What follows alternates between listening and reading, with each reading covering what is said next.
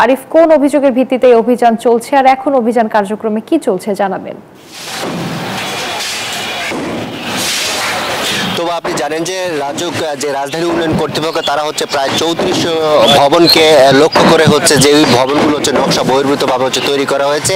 এই ভবনগুলোতে হচ্ছে অভিযান চালাচ্ছে, বেশ কয়েকদিন ধরে অভিযান চালাচ্ছে। আজ হচ্ছে রাজধানীর দিয়াবাড়িতে হচ্ছে অভিযান চালানো হচ্ছে। এই অভিযানে আমরা দেখতে পাচ্ছি যে 8 তলা বিশিষ্ট একটি ভবন, সেই ভবনের হচ্ছে যেই নকশা বহির্ভূত যে অংশ রয়েছে সেই অংশটি হচ্ছে তারা এখন ভেঙে ফেলছে। আপনারা দেখছেন যে রাজুকের যে শ্রমিকরা রয়েছে, যে শ্রমিকের মাধ্যমে হচ্ছে ভবনের যে ব্যালকনি রয়েছে সেই ব্যালকনি ভেঙে ফেলা হচ্ছে। আর এই সাথে হচ্ছে এর আগে হচ্ছে 2টি ভবনে হচ্ছে রাজুকের কর্মকর্তারা হচ্ছে তারা সেখানে গিয়েছে। সেখানে হচ্ছে এই নির্মাণাধীন যে ভবনগুলো ভিত্তিপ্রস্তরগুলোতে আমরা দেখেছি যে যেখানে যেখানে তাদের সন্দেহ রয়েছে বা যেখানে যেখানে নকশা বহির্ভূত কাজ হয়েছে, নির্মাণ হয়েছে, সেখানেও তারা অপসারণের কাজ করেছে। আর এখন এই ভবনটিতে হচ্ছে যে ব্যালকনি রয়েছে 8 তলা ভবনে, সেখানে তারা হচ্ছে ভেঙে ফেলছে। সেই সাথে হচ্ছে যে মালিক পক্ষ রয়েছে তাদেরকে হচ্ছে ডাকা হয়েছে। তার যে নিয়ম অনুযায়ী রাজুকের যেই নিয়ম রয়েছে, যে নিয়ম অনুযায়ী হয়তো তাদেরকে জরিমানা করা হবে, এমনটা কিন্তু রাজুকের যে ম্যাজিস্ট্রেট রয়েছেন তিনি জানিয়েছেন। এছাড়া আমরা গতকাল দেখেছি যে রাজধানীর তাঁতিবাজারও হচ্ছে প্রায় 9 তলা একটি ভবন, যেই ভবনটি হচ্ছে 14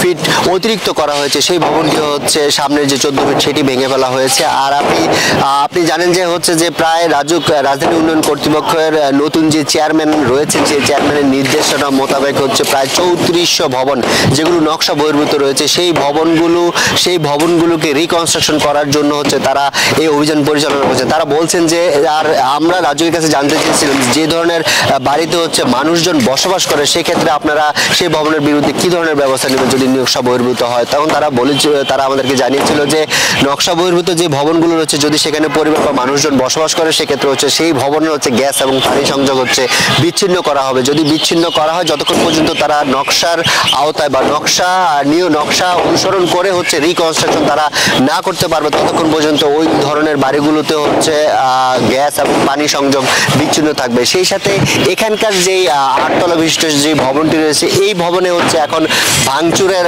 কাজ চলছে, যে বর্ধিত যে অংশ, যে অতিরিক্ত যে অংশ রয়েছে সেই অংশের কাজ চলছে। আর রাজুক কর্তৃপক্ষ বলছে যে রাজধানীকে সুশৃঙ্খল করতে, সুশৃঙ্খল বাসযোগ্য একটি রাজধানী করার লক্ষ্যে হচ্ছে তারা সর্বত কাজ করে যাবেন। এই ছিল রাজধানীর দিয়াবাড়ি থেকে আমার কাছে সবশেষ। আরিফ, আপনাকে ধন্যবাদ।